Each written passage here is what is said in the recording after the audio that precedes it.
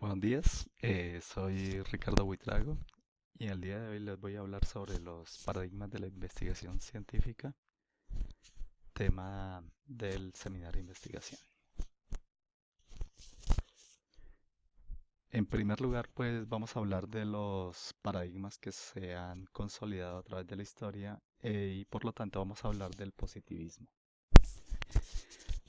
Las-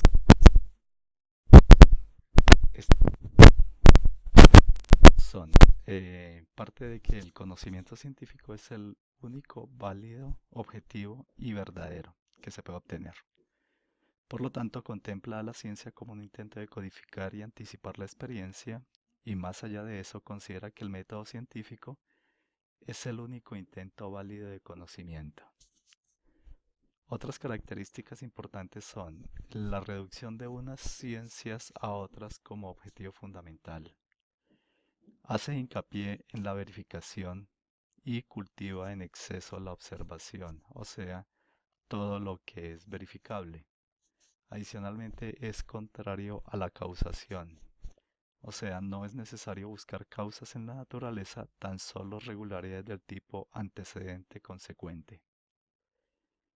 Los principales autores de este movimiento podemos mencionar que el precursor es John Locke, inglés, desde otra corriente filosófica anterior.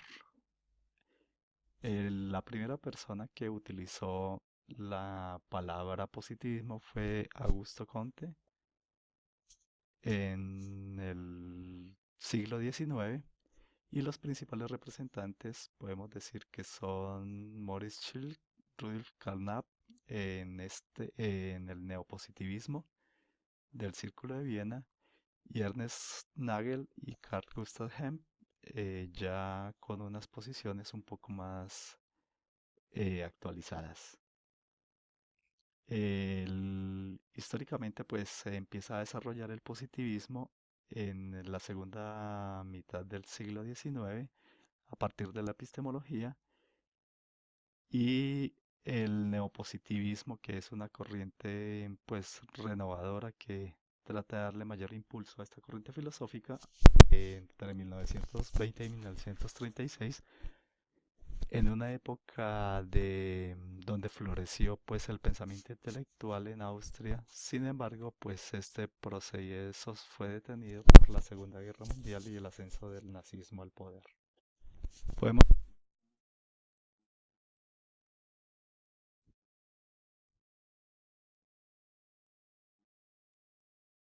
por lo tanto, a partir de ellas que se considera este estudio. Como una reacción al positivismo, nace el relativismo. Dentro de sus características principales está que la ciencia es ante todo una actividad social y humana, una vía más de conocimiento que no excluye ni es exclusiva de otras distintas pero igualmente válidas para todo dicho fin. Considera aspectos personales y contextuales de la epistemología de la ciencia. Las pruebas, especialmente las empíricas, no son decisivas para conformar las verdades científicas, y las observaciones son relativas o convencionales. Digamos que se relaciona mucho con la investigación cuantitativa en cuanto a que la validez de las pruebas pues está en abierta discusión, sobre todo desde la perspectiva del investigador.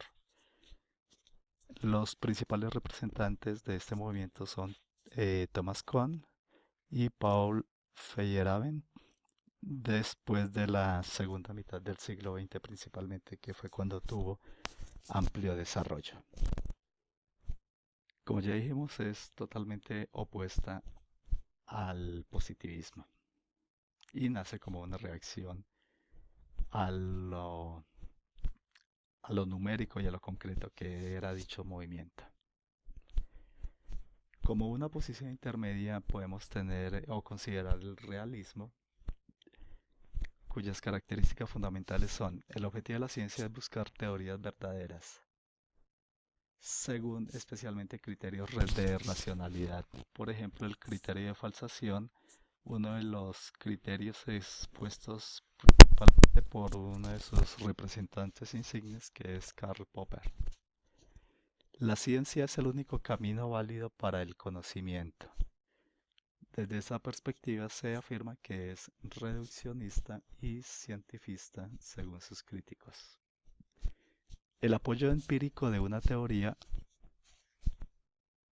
se considera individualmente necesarias y en conjunto suficientes para probarlas. Los principales impulsores de este paradigma son Karl Popper y uno que pues no es mencionado muy comúnmente, Mario Bunge. Ya en una perspectiva más moderada y un poco más transformada tenemos a Larry Loudon y Ronald Gere. Se desarrolla principalmente en la segunda mitad del siglo XX. Es una posición intermedia entre el positivismo y el relativismo. También consideramos el pragmatismo, movimiento que tiene las siguientes características. La verdad es lo que el método científico establece. Obviamente o no obviamente, sino si la investigación continúa durante un tiempo bastante determinado, bastante suficiente. Algo es real por consenso de una comunidad de científicos. O sea, es real cuando una comunidad de científicos acaba poniéndose de acuerdo en su existencia. Las mejores teorías superan las pruebas más fuertes y son útiles como guías fiables para conseguir los objetivos de la ciencia. Y la ciencia es un conocimiento sobre el mundo de naturaleza funcional. Básicamente privilegia los procedimientos sobre las teorías. Por eso es que menciona aspectos como el que las mejores teorías siempre van a superar un determinado punto de pruebas. Eh, los principales autores son Charles Peirce, Hilary Putnam, John Dewey y William James, y comienza a desarrollarse a finales del siglo XIX. ¿Qué caracteriza la investigación cuantitativa? En primer lugar, que se basa en técnicas estadísticas para analizar los fenómenos o problemas de investigación. Va de lo general a lo particular. Es secuencial y probatoria. Se sigue un orden riguroso de acuerdo a ciertas reglas, especialmente por la comunidad científica o el método científico. La revisión de literatura y la creación de un marco teórico para proponer hipótesis. Estas se deben corroborar o descartar durante la investigación, lo mismo que puede pasar con la teoría. Las hipótesis determinan las variables que se deben construir. A partir de datos obtenidos del mundo real por medio de procedimientos estandarizados con criterios como el de validez y el de confiabilidad. Los análisis, como ya mencionamos, se realizan por medios estadísticos y se interpretan a la luz de las predicciones iniciales o hipótesis propuestas y de los estudios previos o teorías construidas en el marco teórico. La investigación cuantitativa pues debe ser lo más objetiva posible. Debe ser ajena al investigador y externa al objeto de investigación o objeto de estudio. Se busca generalizar resultados y también que los estudios realizados se puedan replicar en diferentes escenarios. Las conclusiones derivadas son lo que van a construir la generación de conocimiento y lo que se pretende es identificar leyes consideradas o aceptadas universalmente y causales de la investigación cuantitativa en riguroso del procedimiento, lo estricto que es el marco teórico y las hipótesis propuestas, ya que como mencionamos, si no realiza una selección cuidadosa de estos dos aspectos, se deben desechar durante el transcurso de la investigación. La validez interna y la validez externa hace referencia a que la investigación cuantitativa es débil en términos de validez interna, o sea que no sabemos si exactamente estamos midiendo lo que se quiere medir, pero son fuertes en validez externa. O sea que lo que encuentra esta investigación es generalizable hacia una población. Igualmente, pues es un poco complicado aplicarla estrictamente a estudios sociales y humanos porque pues estamos desconociendo tanto la perspectiva del investigador como la realidad del individuo y de la misma población. ¿Cuáles son las tensiones reportadas entre el enfoque cuantitativo versus el enfoque cuantitativo? En general, asumir una posición extrema conlleva ciertas críticas profundas en el enfoque contrario. Podemos afirmar de la investigación cuantitativa que es fría, reduccionista, limitada, cerrada, rígida e impersonal.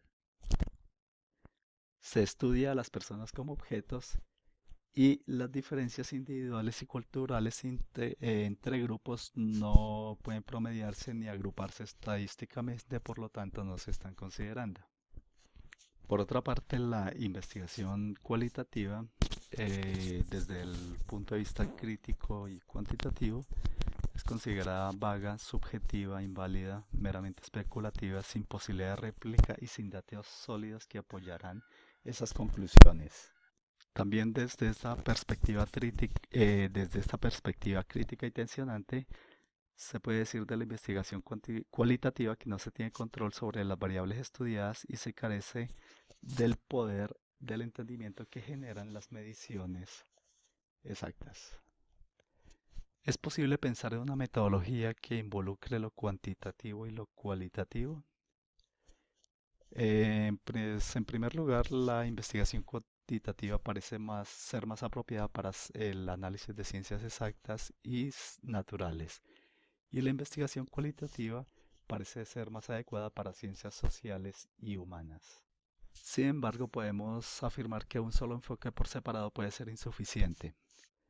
Por ejemplo, si se pretende realizar una investigación sobre deserción escolar, esta se debe apoyar en estadísticas numéricas y determinar algunos aspectos a profundizar, pero también se debe involucrar otros aspectos individuales como la motivación y la actitud que no son fácilmente tratables desde una perspectiva cuantitativa.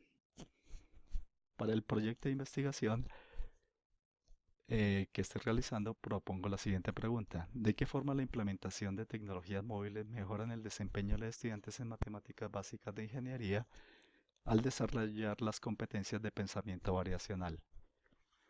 Em, eh, pues el aspecto más preocupante de las instituciones de educación superior es la alta mortalidad que se presenta en los cursos de cálculo diferencial y cálculo integral en los primeros semestres de ingeniería, considerándose que ese es un problema que viene de décimo y once de bachillerato, pero cuando uno ha tenido la oportunidad de estar en las dos orillas, tanto en educación superior como en educación secundaria, se da cuenta que el problema viene de mucho más atrás al no haberse desarrollado esta competencia a lo largo de toda la vida escolar. Acá pues se deben realizar una recolección de información sobre deserción, sobre pérdidas, estadísticas de pérdidas de estudiantes, pero también hay que mirar el aspecto motivacional que implica las matemáticas, como por ejemplo el miedo, la subjetividad, la forma en que se enseña, entre muchas más variables. Por eso es que acá este problema no se puede enfocar solamente desde una perspectiva cuantitativa o cualitativa exclusivamente. La bibliografía y muchas gracias por su atención.